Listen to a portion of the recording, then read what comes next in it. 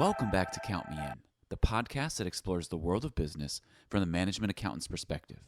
Today we have a special edition as we take a closer look at the groundbreaking new DE&I Solutions report produced in partnership by IMA, the International Federation of Accountants, or IFAC, and the California Society of CPAs. The report, entitled Diversifying Global Accounting Talent, Actionable Solutions for Progress, is now available on the IMA website. Just follow the link in the show notes. Here now to discuss the findings and why this report represents one, if not the largest collective of DE&I initiatives in the history of global accounting profession, is Jeff Thomson, the President and CEO of IMA, Kevin Dancey, CEO of IFAC, and Denise LeDuc Froemming, President and CEO of CalCPA. Let's get started.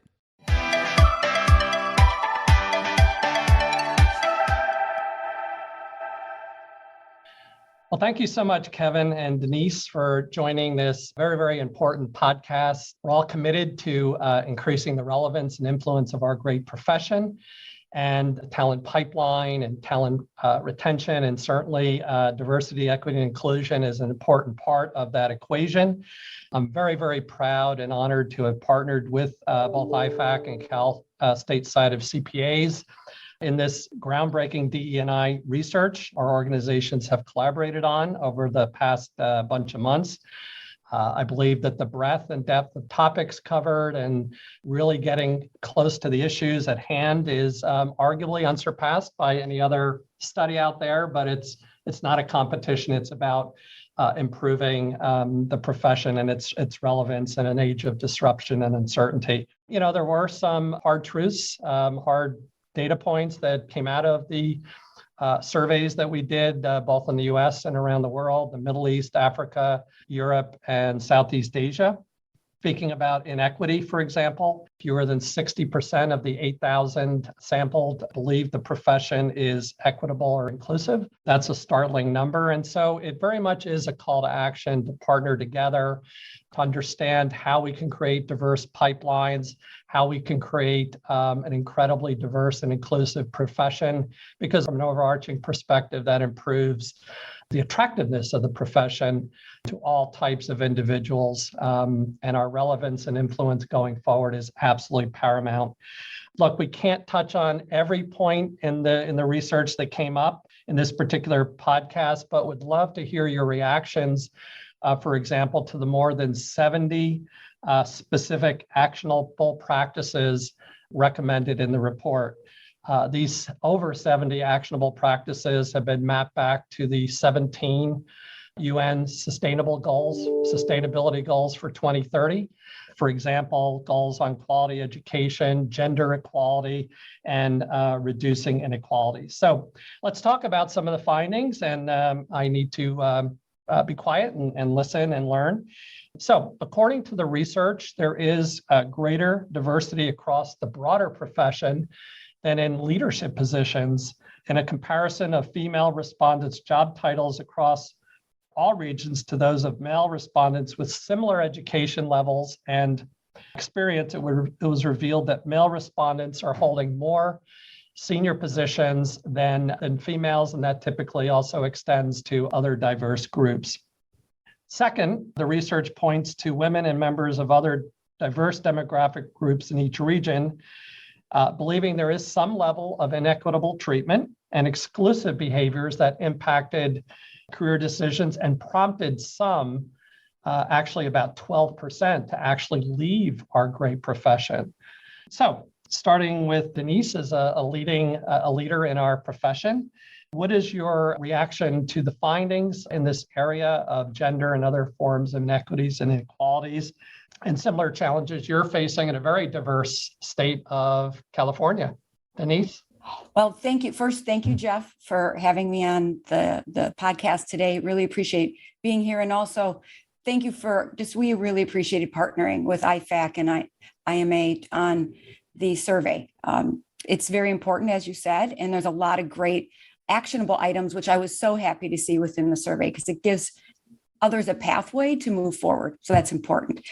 You know, in regards to gender parity, I think COVID, we could all probably agree that it didn't really help on the advancement and the momentum that we had in 2019 with women within the workforce.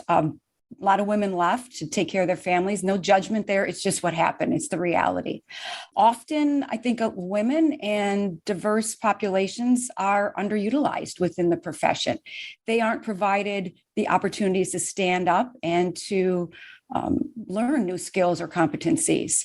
So I did talk to Dr. Mitu Day from Howard University, and she had said too that there's research out there, and she mostly looks at the Black accountants and their experience, but she said advancement and retention challenges are really the result of them not obtaining assignments that help them develop.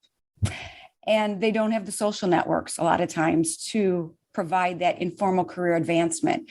And I think we could all agree, I know myself, that I've benefited from others helping me to move ahead, giving me opportunities. And if you don't have that, that's definitely a gap.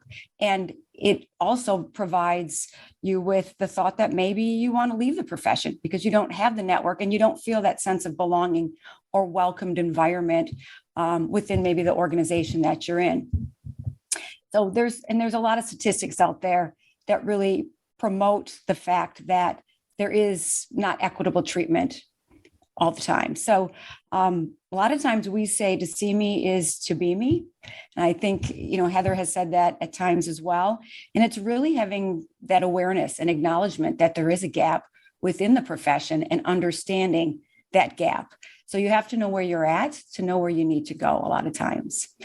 So it's on the acknowledgement and awareness that the profession does have a gap, and then also the belief that there is an untapped resource out there, and that will provide the leadership and the innovation to move the organization forward.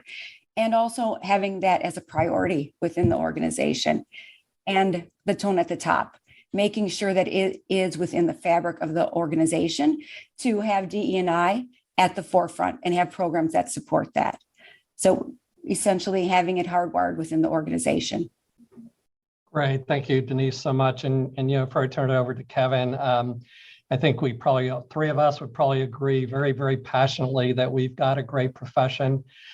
We need to do a better job at telling the story of the professions making a difference in society.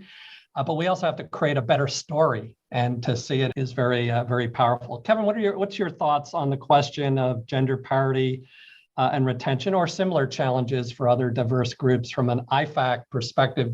You get to see the world, actually, which is pretty incredible. Thanks, Jeff, and thanks for having me here today as well. I think Denise has covered a lot of the points quite well, but it's very clear that in terms of advancement and retention, we really have work to do as a profession. I think as shown in the data from the 4 regional studies, more than 60% of female respondents, as well as members of diverse demographic groups explored in each regional study, report personally experiencing inequitable or exclusive treatment in the accounting profession that they have perceived to be rooted in bias against people like them. Also, 12% of women have also indicated that these inequitable and exclusive experiences have contributed to their decision to leave the profession altogether. So these numbers are upsetting, but reinforce that we must do more as a profession to ensure a comfortable, inclusive work environment. But I think, one of the great things about their report is that now not only do we have some really good data to base our responses on going forward, but that the report really tries to get to pragmatic solutions that the profession can adopt. And I know throughout this podcast, we will delve into some of those as well. Great, Kevin. Thank you for those thoughts. By the way, just going back to if we're allowed to go back on this podcast, but going back to something Denise said that I think you also alluded to is, it does seem that disruptive events, whether it's the pandemic or other disruptions that we've all seen and felt, does seem to disproportionately impact females, lower income caregivers, et cetera, et cetera. So we've got to be very, very careful that as we plan for the future and make some bold steps forward, we take into account that things are probably going to get more challenging rather than less. So thank you for that. So we've alluded to the fact that in this groundbreaking research, there were well over 70 actionable practices that were put together through benchmarking, through think tanks, and through other means. As we indicated earlier, they are mapped back to the 17 UN Sustainable Goals for 2030. And there's many examples. For instance, in attracting groups to the accounting profession, there's the thoughts of more communications and outreach to underrepresented groups. Are we being creative and innovative and comprehensive in our outreach to bringing in new talent into our organizations? Things like anonymizing, am I saying that? Anonymizing resumes prior to having them received during the recruitment process to minimize the effect of bias. And these 70 or so ideas or initiatives or practices are grouped into two categories in the report, if you recall. On the there's the attracting talent, and then there's also retaining and developing, or developing and retaining. Another example is in terms of attracting talent, develop partnerships with primary schools and local organizations that demystify accounting roles to youth. So even starting earlier, right, in the bid to tell the story of this great profession. So Kevin, start with you. What's your take on the 70 practices? How do you prioritize them? How do you get going? What are some things perhaps IFAC has done, either on the attract and or retain, develop side? Thanks, Jeff. While it appears as an easy to implement practice, I don't think we should kid ourselves that it will be quick or easy for that matter. Because I think removing unconscious bias from decision-making really is a lifelong learning process. And we need to work on undoing, frankly, generations of systematic bias. With respect to attracting talent, one effective place to start, which you alluded to, is by utilizing software to remove names from resumes or gender-specific language from job postings, because doing so puts the focus on the requirements of the job and the professional capabilities of the person without regard for demographic characteristics. So that's one example. I think another area that will be important for us to focus on is how we are encouraging young people to enter the profession to begin with. And I think this gets back to the point you alluded to earlier in terms of getting our story out there and getting our story out there in the right way.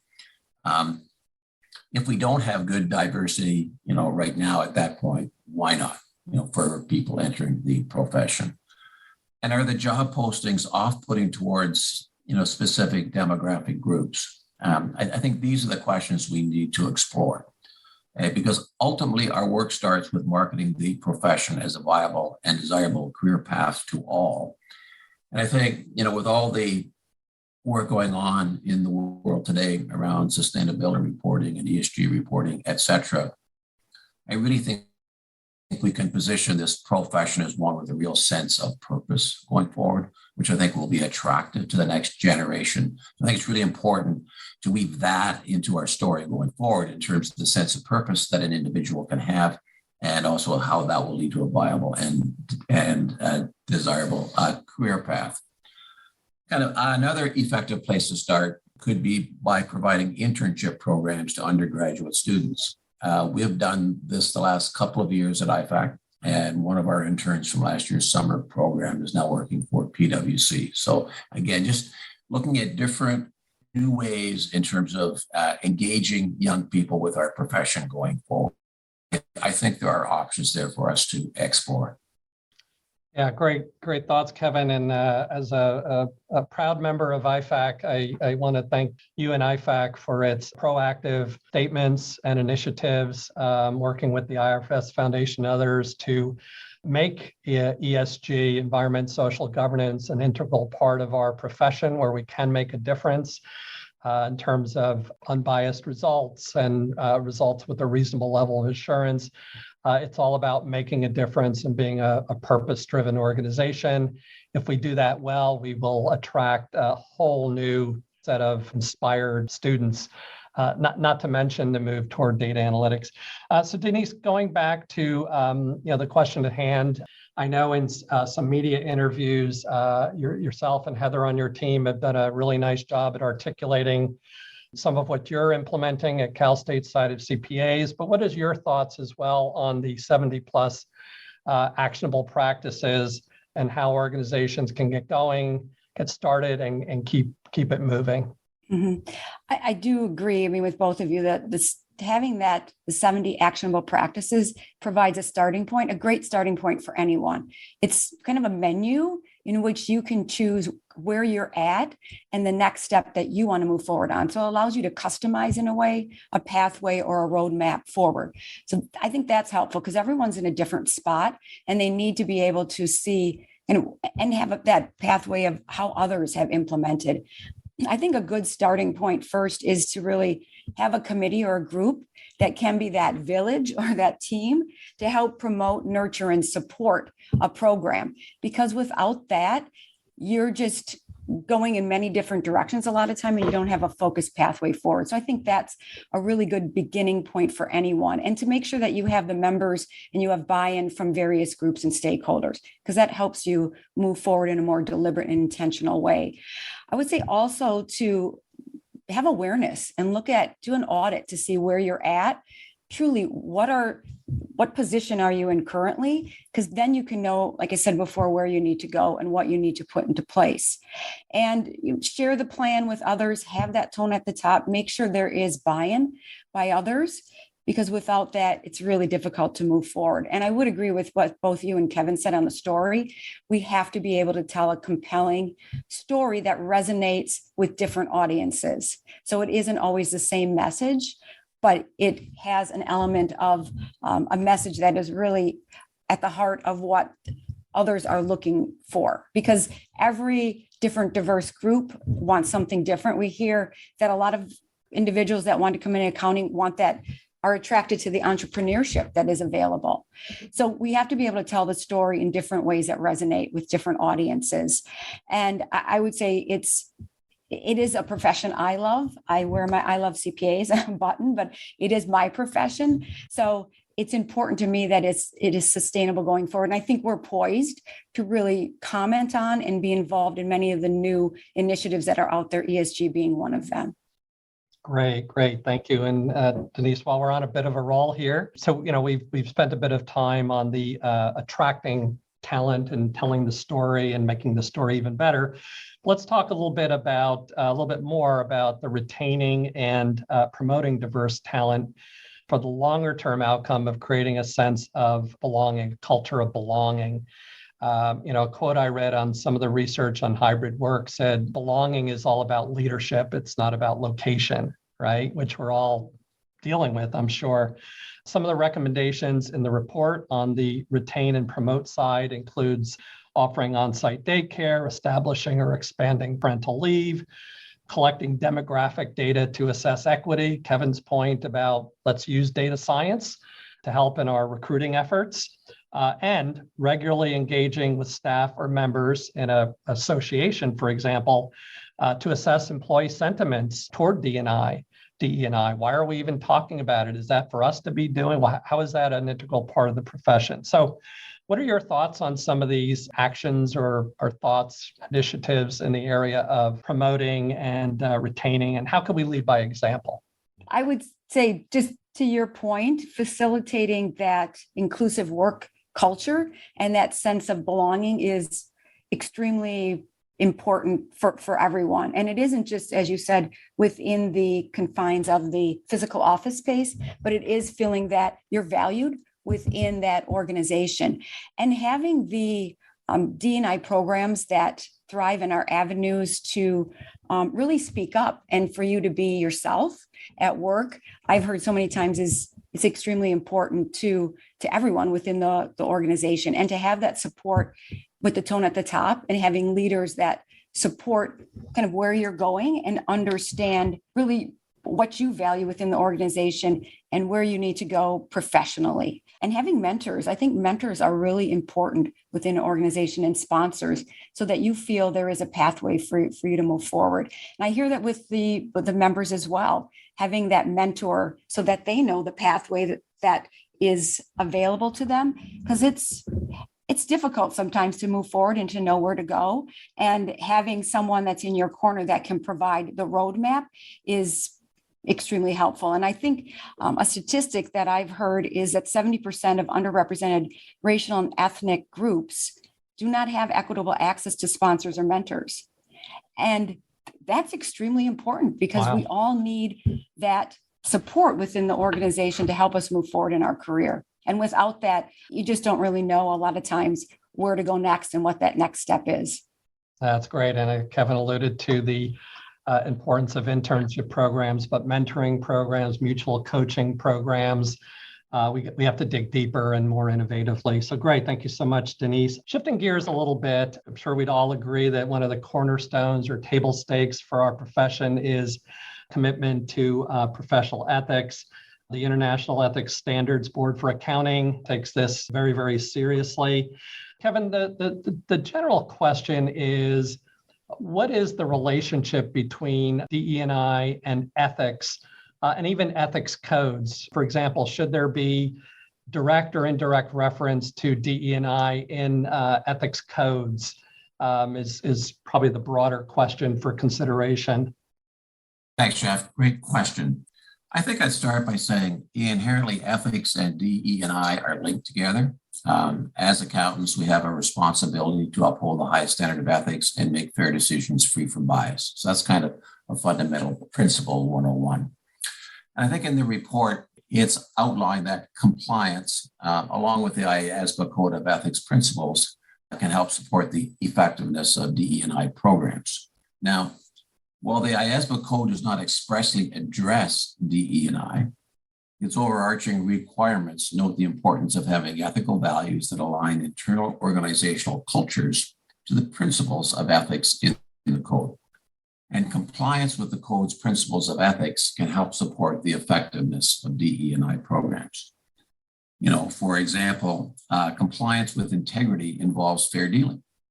Fair dealing includes respecting and promoting values of DE&I. Also, compliance with the principle of professional behavior would lead a professional accountant to avoid being associated with discriminatory or biased practices that are not aligned with fundamental tenets of DE&I and, consequently, the organization's DE&I related programs and policies. The code also imposes a responsibility for professional accountants to take action if they become aware of or suspect non-compliance with laws and regulations, which would include DE&I related laws and regulations. So there's quite a bit of connectivity and alignment between DE&I and ethics for professional accountants. Thank you, Kevin, so much for those thoughts on the fact that DE&I and sound ethics are linked and joined at the hip as mutual enablers. We already talked about the fact that as we evolve into ESG, environmental, social, and governance aspects, that there too, a diverse, equitable, and inclusive environment goes hand in hand. The social aspect of ESG talks about human capital and board diversity. And so very, very, very important for professional and accountants in business to play a leading role. So as we wrap up, as we know, more than 60 professional accountancy organizations around the globe joined us as what we call DE&I Advocates, committing their organizations to collaborative action for change. This is a grand opportunity to address and mitigate the risk and seize opportunity to grow and expand the diversity, relevance, and influence of our great profession. So given the magnitude of this and the opportunity here, start with Denise. What closing thoughts would you give to kind of capture the path forward? I would say first, just have conversations so you understand where you're at and you have the awareness that you need, and then take action. Take a step forward, lean in, and do something. Because a lot of times there's a lot of conversation and we need to really take action. So I would urge anyone who signed on, our CalCPA members, to take immediate action and utilize those 70 action steps. Select one, reach out. There's organizations that are noted on there. Reach out to an organization and ask for help, because everyone will help and assist, and they're more than willing to give you a hand up. So I would say have a conversation, take an action, and enlist those leaders and stakeholders that you feel could help you move forward. It's extremely important. And we're so happy that we had the 60 that signed on, because it shows the interest and the commitment to DE&I and moving forward. Great. Thank you so much, Denise. And 100% agree, having conversations, and many of them with multiple stakeholders, critically important. Kevin, what are your closing words of inspiration here? Put you on the spot. I think the important next step, Jeff, is to begin to take new actions as a result of what we've learned. And the report generated an inventory of more than 70 actionable DE&I practices, each mapped to relevant UN SDGs, which millions of accountants can implement. And as you said earlier, the actionable DE&I practices fall into one of two overarching categories that represent necessary strategic objectives for the accountancy profession's DE&I efforts. The first was attracting diverse talent, and the second was retaining and promoting that diverse talent. Effective solutions are needed to increase representation at all career levels, effectively measure DE&I progress, and enact coordinated widespread improvement across the profession. Bottom line, Jeff, is that the time is now to effect change and unite the profession in a collaborative approach to solving these challenges. Great. Thank you so much, Kevin and IFAC and Denise and CalCPAs. It's been a privilege speaking with you today. I can't tell you how proud I am personally and on behalf of IMA for partnering with you on this groundbreaking and actionable research. Look, we all want a fair and equitable workplace where people feel valued and belong, a sense of belonging, and it's talent that's going to move this profession forward more than anything else. And, when you think about it, nothing less than the future relevance and influence of our great profession is at stake. So let's approach this challenge, as Kevin and Denise have said, with a sense of urgency, a sense of pride, and a sense of inspiration. This has been Count Me In, IMA's podcast, providing you with the latest perspectives of thought leaders from the accounting and finance profession. If you like what you heard and you'd like to be counted in for more relevant accounting and finance education, visit IMA's website at www.imanet.org.